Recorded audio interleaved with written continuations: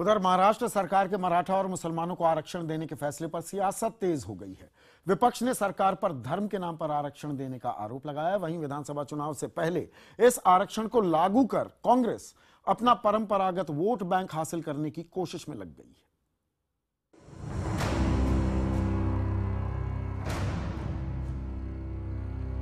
मुसलमानों को आरक्षण देने के महाराष्ट्र सरकार के फैसले पर सवाल उठने लगे हैं। बुधवार को ही राज्य सरकार ने ऐलान किया था कि मुसलमानों को 5% और मराठाओं को 16% आरक्षण दिया जाएगा।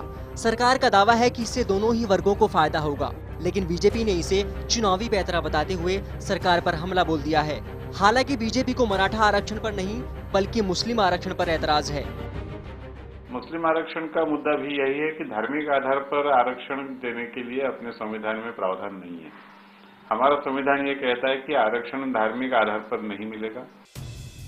महाराष्ट्र में अक्टूबर में विधानसभा चुनाव होने हैं, लेकिन सवाल ये है कि क्या आरक्षण का फैसला अदालत में टिक पाएगा, क्योंकि महाराष्ट्र में पहले से ही 52% आरक्षण था। अब मराठाओं को 16% और मुसलमानों को 5% आरक्षण के बाद राज्य में कुल आरक्षण 73% हो गया है, जबकि सुप्रीम कोर्ट का फैसला है कि आरक्षण 50% से ज्यादा नहीं होना चाहिए। हालांकि सरकार का तर्क है कि उसने कोर्ट के आदेश की अवहेलना नहीं की है। हमने किसी भी कानूनी प्रावधान का उल्लंघन ना हो, इसका हमने प्रयास किया है और उसके चलते जो भी सुप्रीम कोर्ट का जो 50% से ज़्यादा आरक्षण देने के लिए जो भी तत्व थे, उनको मद्देनजर रखते हुए राणे कमेटी ने क्वांटिफाइड डेटा इकट्ठा किया है, जो हमने आयोग को पेश किया है।